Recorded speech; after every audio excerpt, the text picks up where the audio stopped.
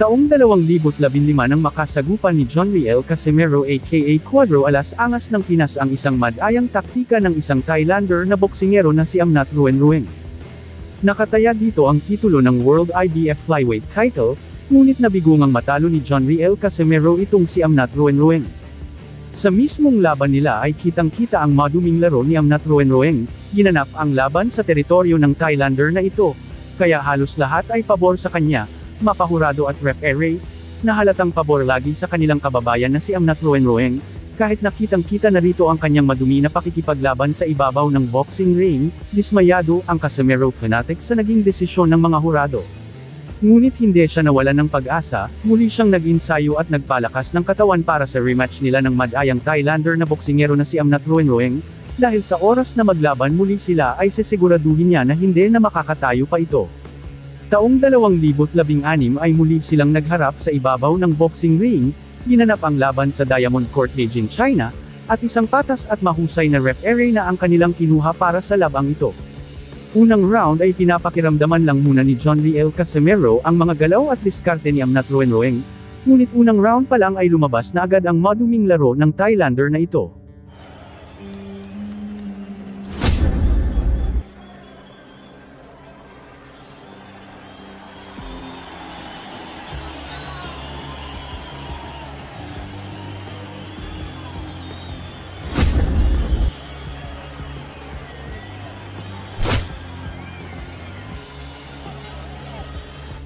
Pangalawang tagpo, ay nagulat itong Thailander boxer sa estilo ni Casimero, na halatang pinaghandaan ni Casimero ang estilo niyang madumi.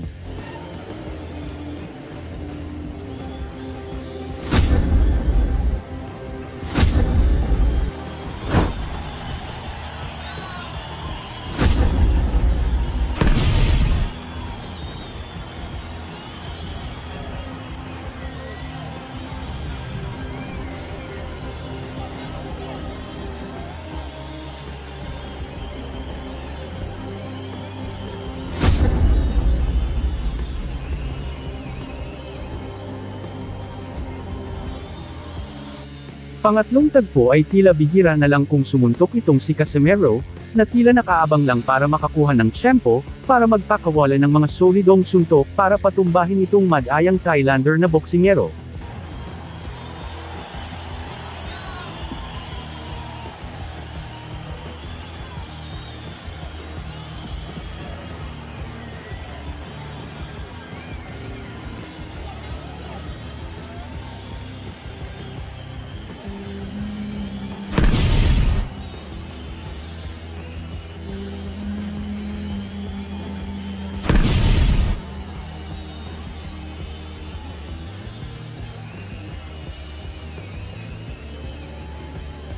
Sa round 4 ay dito na nga nakatsyempo si Cuadro Alas dahilan para makapasok at makakonekta ang super solido niyang suntok, dahilan sa pagkatumba ng kanyang kalaban. Ngunit nagawa pang makatayo ng Thailander na ito, at sa pag-umpisa muli ng bakbakan ay hindi na binigyan ng pagkakataon ni Casimero itong si Amnat Ruenrueng na makabawi pa, pinaulanan ni John Riel Casimero ng mga solidong suntok dahilan sa pagkatalo ni Amnat Ruenrueng. Well, I'm not trying to get the positioning back. Yeah. We fight this. And he good, and he looks hurt. Oh, he looks really hurt, and he's got up, surprisingly up and all four, up. I can't believe it. So a million's got Williams got raw, but this one here, he looks really hurt, His legs. I'm not very hurt, but he's going back with bad intention. Yeah. Nice over. He's trying to trip him, and he's trying to trip him with his leg. I saw that in that row, man. Yeah. He looks like he survived.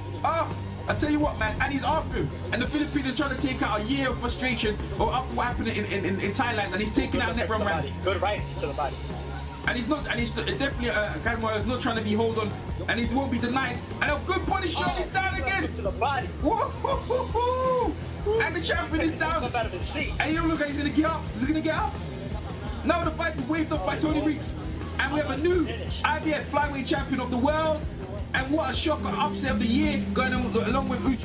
Ano sa tingin nyo guys, deserving ba makalaban ni Naoya Inoue itong si John Riel Casimero sa estilong ito or hindi niya kakayanin ang lakas ng halimaw na si Naoya Inoue? Just comment down below. Thank you for watching. Salamat sa inyong panunood. This is Wins World TV. Saying peace, love and good vibes lang tayo lagi, okay alright.